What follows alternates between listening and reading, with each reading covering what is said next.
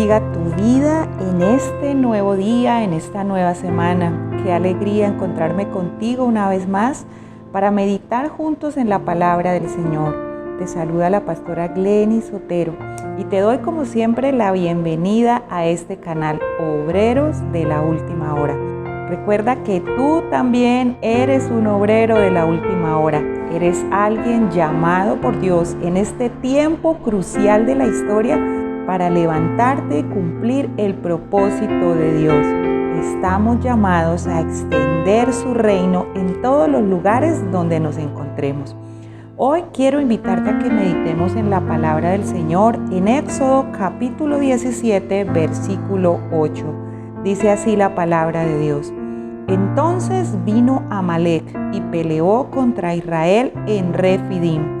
Y dijo Moisés a Josué, escógenos varones y sal a pelear contra Amalec. Mañana yo estaré sobre la cumbre del collado y la vara de Dios en mi mano. E hizo Josué como le dijo Moisés, peleando contra Amalec, y Moisés y Aarón y Hur subieron a la cumbre del collado. Y sucedía que cuando alzaba Moisés su mano, Israel prevalecía, mas cuando él bajaba su mano, prevalecía Amalec. Y las manos de Moisés se cansaban, por lo que tomaron una piedra y la pusieron debajo de él, y se sentó sobre ella. Y Aarón y Hur sostenían sus manos, el uno de un lado y el otro de otro. Así hubo en sus manos firmeza hasta que se puso el sol. Y Josué deshizo a Amalec y a su pueblo a filo de espada. Y Jehová dijo a Moisés, escribe esto para memoria en un libro, y di a Josué que raeré del todo la memoria de Amalec de debajo del cielo. Y Moisés edificó un altar y llamó su nombre Jehová Nisi. Este es un pasaje muy interesante con muchos elementos de revelación y que Dios quiere en esta mañana que meditemos en ella. Ahí hay algo que me llamó muchísimo la atención, una palabra que hace relación a un nombre de Dios, Jehová Nisi. La palabra Nisi significa estandarte, bandera. Notemos que el pueblo de Israel estaba en medio de un momento difícil. Amalec y todo su ejército estaba atacando al pueblo de Israel. Pero ellos no se llenaron de temor, no salieron corriendo, no se escondieron. Ellos se enfrentaron ese momento difícil y su líder Moisés sube a la cumbre de una montaña con un elemento específico que me llama la atención, con la vara de Dios en su mano. Esa vara era un símbolo visible del poder de Dios, era un símbolo visible de que Dios estaba con ellos. Esa fue la vara que usó Moisés para desatar milagros poderosos, señales y prodigios en medio de Egipto.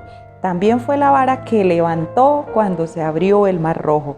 Pues bien, cuando el pueblo de Israel estuvo en este momento de dificultad, en este momento donde estaban siendo atacados por esta nación enemiga, Moisés también estaba levantando su vara. Y aquí hay un primer elemento que podemos encontrar. Moisés no tenía esta vara como un agüero o como un talismán, simplemente era un recordatorio de que Dios había obrado milagros y que el mismo Dios que obró milagros y maravillas y que peleó por ellos en Egipto estaría también en este momento. Yo quiero invitarte a que meditemos por un momento cuando estás pasando por la dificultad, cuando estás pasando por la adversidad, por la necesidad. ¿Qué es lo que tú y yo hacemos?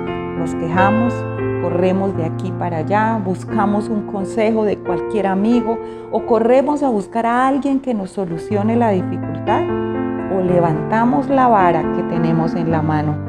Esa vara pudiéramos asimilarla el día de hoy a la palabra de Dios. En su palabra tenemos todo lo que necesitamos para proclamar lo que Dios dice sobre nuestras circunstancias. Esa vara también tiene que ver con el recordar lo que Dios ha hecho antes en nuestras vidas. Si estás pasando por un momento de dificultad, yo te invito primero a que vayas a la palabra del Señor. ¿Qué dice Dios en medio de tu circunstancia? ¿Estás viviendo un momento emocional difícil?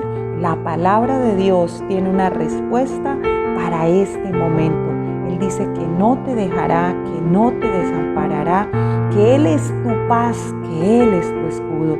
¿Estás pasando por un momento de necesidad financiera? La palabra del Señor nos habla que Él es Jehová Jireh, como lo hablamos la semana pasada, que Él es nuestro proveedor y Él hará mucho más por ti y por mí que lo que hace por las aves y por las flores. ¿Estás pasando por un momento de crisis familiar? También en la palabra de Dios encuentras respuesta. Su palabra dice que Él es nuestro ayudador.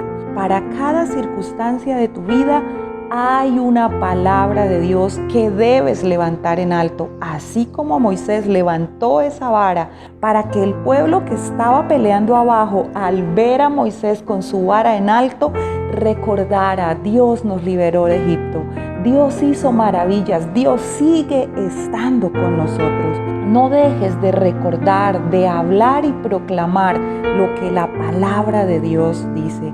Y dice la palabra en este pasaje que las manos de Moisés se cansaban, pero hubo 2 ayudantes entendidos y sabios que hicieron que estas manos fueran levantadas nuevamente. Quizá tú sientes que tus manos han estado cansadas, quizá tú sientes que ya no tienes más fuerzas. Pues déjame decirte que el principal ayudador que tienes se llama el Espíritu Santo. Y si tú le pides ayuda, Él vendrá y levantará tus manos, levantará tu corazón, levantará tu alma, tus emociones, levantará todo tu ser para que sigas en victoria. También es importante que en medio de tus circunstancias difíciles recuerdes lo que Dios ha hecho en el pasado. En cuántos momentos te ha bendecido, te ha respondido, te ha salvado, te ha levantado. Él es el mismo ayer y hoy y por los siglos. Y si Él lo hizo ayer, Él lo hará hoy y lo seguirá haciendo mañana. Y dice la palabra del Señor que Moisés levanta un altar y le pone un nombre, Jehová Nisi. Levanta una adoración a Dios, proclamando algo poderoso: el Señor es mi estandarte. Quiero decirte brevemente que el estandarte o la bandera era importantísima en la mayoría de los pueblos de la antigüedad. Cuando los pueblos iban a la guerra, llevaban sus banderas que tenían plasmados los símbolos, muchos de ellos de sus dioses, de sus deidades, de quiénes eran ellos o en qué creían. Y la bandera era tan importante como el mismo rey en medio de la guerra. La bandera era algo muy importante para un ejército. Cuando esta bandera estaba en alto, significaba que todavía el ejército estaba en pie, que estaban ganando. Pero cuando los soldados dirigían su mirada al lugar donde estaba la bandera, el estandarte, y no la veían, significaba que estaban siendo derrotados o que ya habían sido derrotados.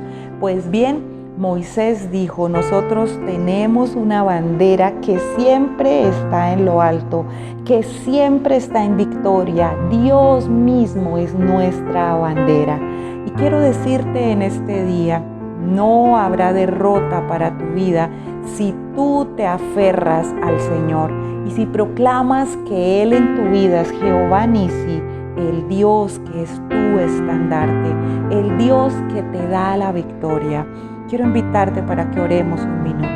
Padre, en el nombre de Jesús venimos delante de ti a proclamar con mis hermanos que tú eres nuestro estandarte, que en medio de nuestras batallas, de nuestras dificultades, de los momentos que estemos atravesando, tú te levantas como el Dios vencedor.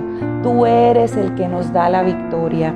Hoy levantamos tu nombre, levantamos tu palabra, Señor, en alto y proclamamos a los 4 vientos que contigo somos más que vencedores.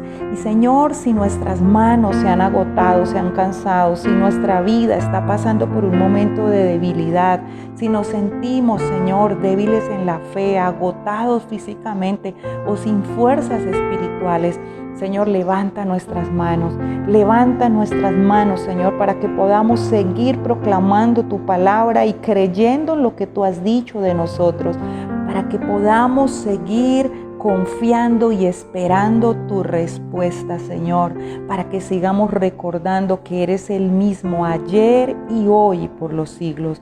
Bendigo a mi hermana, bendigo a mi hermano, y yo proclamo que tú le levantarás, Señor, como las águilas, y traerás bendición y respuesta a su vida. Y así como lo proclamó Moisés, yo proclamo hoy sobre tu vida, Jehová Nisi, el Señor es tu victoria, el Señor es tu estandarte. Él es una bandera que nunca está en derrota. Su nombre es una bandera que siempre está en lo alto. Por lo tanto, estás destinado a vencer. En el nombre de Cristo Jesús. Amén y amén.